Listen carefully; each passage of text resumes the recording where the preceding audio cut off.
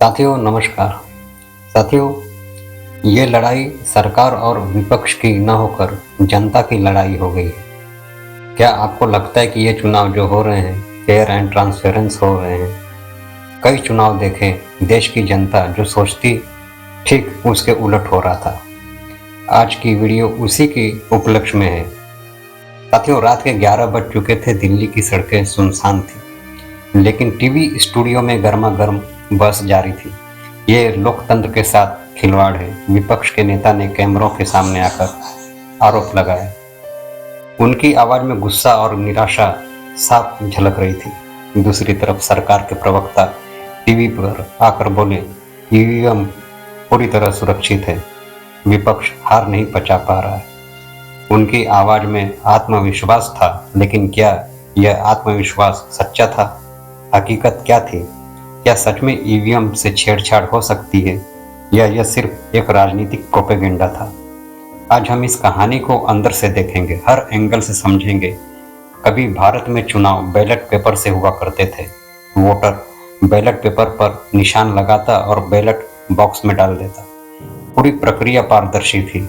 लेकिन फिर 1999 से ईवीएम का दौर शुरू हुआ।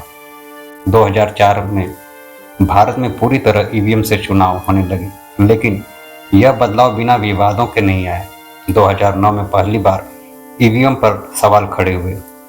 विपक्ष ने दावा किया कि ईवीएम को हैक किया जा सकता है, लेकिन सरकार ने इसे झूठा बताया। फिर आया 2014 का चुनाव और विपक्ष का शक और गहरा हो गया। 2019 के चुनाव में बीजेपी को 303 सीटें की ऐतिहासिक जीत मिली, लेकिन इसी के साथ ईवीएम पर सबसे बड़ा विवाद खड़ा हो गया। कई जगहों से रिपोर्ट आई कि ईवीएम को किसी भी पार्टी का बटन दबाने पर वोट बीजेपी को जा रहा था। कुछ वायरल वीडियो में दिखा कि चुनाव अधिकारियों ने मशीनों के साथ कुछ छेड़छाड़ की। विपक्षी दलों ने दावा किया कि अगर बैलेट पेपर से चुनाव होते तो नतीजे पूरी तरह अलग होते, लेकिन चुनाव आयोग और सरकार ने इन आरोपों को सिरे से नकार दिया। साथियों, 2019 के नतीजों के बाद विपक्ष एकजुट हुआ। कांग्रेस, समाजवादी पार्टी, तृणमूल कांग्रेस, आम आदमी पार्टी, सबने एक सुर में कहा कि बैलेट पेपर से चुनाव होने चाहिए। लोकसभा में प्रतिपक्ष के नेता ने बार बार यह मुद्दा उठाया, लेकिन सरकार हर बार बच निकलती रही। विपक्षी नेताओं ने सुप्रीम कोर्ट का दरवाजा खटखटाया और कहा कि ईवीएम से चुनाव पारदर्शी नहीं है, इन्हें बैलेट पेपर से बदला जाए। चुनाव आयुक्त ने विपक्ष की मांग को खारिज कर दिया। उन्होंने कहा ईवीएम पूरी तरह सुरक्षित है और इन्हें हैक करना असंभव है। उन्होंने यह भी कहा कि बैलेट पेपर से चुनाव कराने में बहुत खर्चा आएगा और हेराफेरी की संभावना भी ज़्यादा होगी। विपक्ष ने चुनाव आयुक्त के इस फैसले को सरकार के दबाव में लिया और इसे लोकतंत्र के लिए खतरनाक बताया। जब मामला सुप्रीम कोर्ट गया तो लोगों की उम्मीदें जगी, लेकिन अदालत ने कहा ईवीएम के मामले में चुनाव आयोग का फैसला अंतिम फैसला होगा। जब तक ठोस सबूत नहीं है तब तक इसे चुनौती नहीं दी जा सकती। विपक्ष ने कोर्ट से अपील की कि कम से कम वीवीपैट की गिनती पूरी तरह कराई जाए, लेकिन कोर्ट ने कहा कि सिर्फ 5% वीवीपैट की पर्चियां का मिलान किया जाएगा। इस फैसले के बाद विपक्ष और जनता में नाराजगी बढ़ गई। साथियों, 2024 के चुनाव भी ईवीएम से हुए। विपक्ष ने फिर से बैलेट पेपर की मांग की, लेकिन चुनाव आयुक्त ने इसे खारिज कर दिया। चुनाव के बाद विपक्ष ने फिर से ईवीएम में गड़बड़ी के आरोप लगाए, लेकिन चुनाव आयोग ने इन आरोपों को फिर से नकार दिया।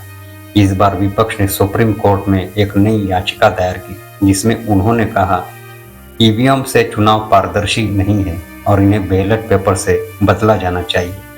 लेकिन कोर्ट ने फिर से चुनाव आयोग के फैसले को सही ठहराया। भारत अकेला देश नहीं है जहां ईवीएम का इस्तेमाल होता है, लेकिन दुनिया के कई बड़े देशों ने इसे सुरक्षा कारणों से बैन कर दिया। जर्मनी, नीदरलैंड, आयरलैंड सभी ने ईवीएम को असंवैधानिक या असुरक्षित बताया। अमेरिका में भी कुछ राज्यों में ईवीएम का इस्तेमाल होता है, लेकिन बैलेट पेपर की सुविधा भी दी जाती है। जब ये देश ईवीएम पर भरोसा नहीं कर सके तो भारत में इसे इतना सुरक्षित क्यों बताया जा रहा है? सरकार का कहना है कि बैलेट पेपर से चुनाव कराना मुश्किल है, इसमें बहुत खर्चा आएगा और हेरा फेरी की संभावना ज़्यादा होगी। लेकिन सवाल उठता है, अगर खर्चा ही मुद्दा है तो क्या हम अपने लोकतंत्र की सुरक्षा के लिए थोड़ा ज़्यादा खर्च नहीं कर सकते? आज जब भी चुनाव होते हैं लोग पूछते हैं क्या मेरा वोट सही जगह गया। 2019 के चुनावों के बाद एक सर्वे किया गया जिसमें 67% ने कहा कि वे बैलेट पेपर से चुनाव चाहते हैं। तो सरकार इस पर कदम क्यों नहीं उठा रही? क्या बैलेट पेपर से चुनाव होने पर सरकार को हार का डर है? 2020 में एक भारतीय साइबर एक्सपर्ट ने दावा किया कि ईवीएम को दूर से हैक किया जा सकता है। उसने कहा कि कुछ लोग विदेश में बैठकर भारतीय चुनावों के नतीजे तय कर रहे हैं। हालांकि इस दावे का कोई सबूत नहीं दिया गया और सरकार ने इसे फेक न्यूज़ बता दिया। फिर 2023 में एक रिपोर्ट सामने आई। एक रिपोर्ट में कहा गया कि ईवीएम में इस्तेमाल होने वाले चिप्स को बाहर से प्रोग्राम किया जा सकता है, लेकिन चुनाव आयोग ने फिर से इन सभी आरोपों को खारिज कर दिया। जनता के सवाल अभी भी वही है, ईवीएम से चुनाव सुरक्षित है या नहीं? अगर बैलेट पेपर से चुनाव हुआ तो क्या सरकार बच पाएगी? क्या लोकतंत्र में जनता की इच्छा सर्वोपरि नहीं होनी चाहिए? अब फैसला आपके हाथ में है। नीचे कमेंट करें और बताएं, ईवीएम या बैलेट पेपर। साथियों, अगर आपको ये कहानी पसंद आई हो तो वीडियो को लाइक जरूर करें, अपने विचार नीचे कमेंट में लिखें और हाँ, चैनल को सब्सक्राइब करना न भूलें, क्योंकि हम आपके लिए ऐसी ही और दिलचस्प कहानियाँ लाते रहेंगे। मिलते हैं अगले वीडियो में। धन्यवाद।